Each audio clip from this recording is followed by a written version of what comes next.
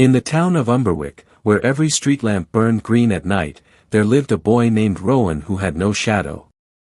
It had vanished on his 10th birthday while he was chasing pigeons in the market square. One moment the sun painted him long and dark across the cobblestones, the next, nothing. People said he must have sold it to a traveling peddler, or that the wind stole it, or that he simply forgot to bring it home. Rowan only knew the ground felt colder under his feet ever since. Without a shadow, he could not lie. Words came out of his mouth exactly as he meant them, sharp and bare. This made adults nervous and children adore him. 6 years later, Rowan still walked alone under the green lamps, hands in pockets, looking for something he could not name. One autumn evening, while cutting through the abandoned train yard, he noticed a small, trembling shape hiding between the rusted carriages. It looked like spilled ink trying to stand up. A shadow. Someone else's shadow. Lost, frightened, and very far from its owner. Rowan crouched.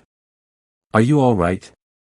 The shadow flinched, then edged closer, as if listening to a voice only it could hear. Rowan did something no one in Umberwick had ever done. He took off his scarf, scooped the shadow gently into it like a wounded bird, and slipped the bundle into his coat pocket. The shadow weighed almost nothing, yet the pocket grew warm, like it held a sleeping cat. That night, Rowan placed the folded scarf on his desk. The shadow seeped out, stretched, and curled around the legs of his chair like smoke. Rowan whispered, "Who do you belong to?" The shadow wrote letters on the wall with its own darkness. "I belong to a girl who is about to forget how to be brave." Rowan felt the words settle in his chest like stones. "Take me to her," he said. The shadow slid across the floor, under the door, and into the night. Rowan followed, barefoot, through alleys lit by green fire. They traveled for hours, past the sleeping town, over the Black River, into the forest where the trees grew upside down and roots clutched at stars. Finally they reached a crumbling manor on a cliff. Inside, a girl sat on the grand staircase, knees drawn to her chest.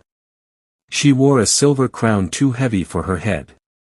Even from the doorway, Rowan could see she was fading, her outline soft, as if someone had begun erasing her. The lost shadow rushed to her feet and tried to attach itself, but it slipped away again and again, like water refusing a cracked cup. Rowan stepped forward. "You're losing yourself," he said. "No accusation, just fact." The girl lifted her face. Her eyes were the color of rain on glass.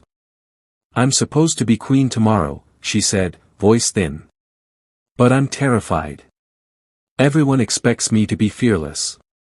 If I show even a little fear, the crown will reject me and the kingdom will fall apart. So I tried to cut my fear away." She pointed to the empty space beside her.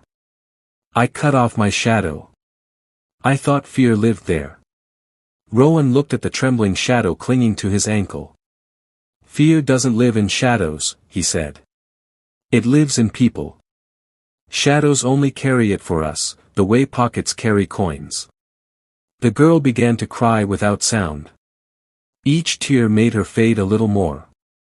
Rowan took the shadow from his pocket, it had grown stronger during the journey, and held it out. "Take it back," he said. "Not because you have to be fearless, but because you're allowed to be afraid and still wear the crown. The girl deserves her whole self." The girl stared at the shadow, then at Rowan's feet where no darkness had ever followed him. "You have no shadow," she whispered. "How do you live without fear?" "I don't," Rowan said, and because he could not lie, the truth hurt. "I feel everything twice as hard.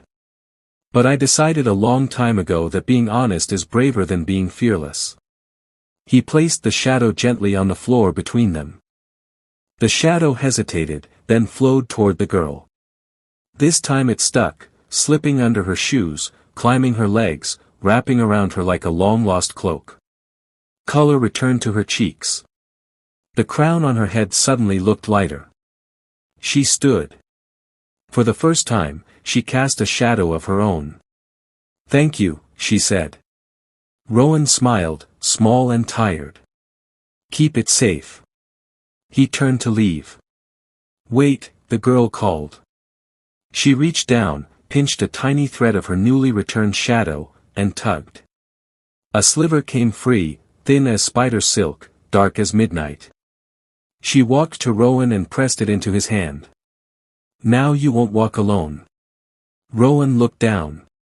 For the first time in 6 years, a faint shadow, barely more than a whisper, followed his steps.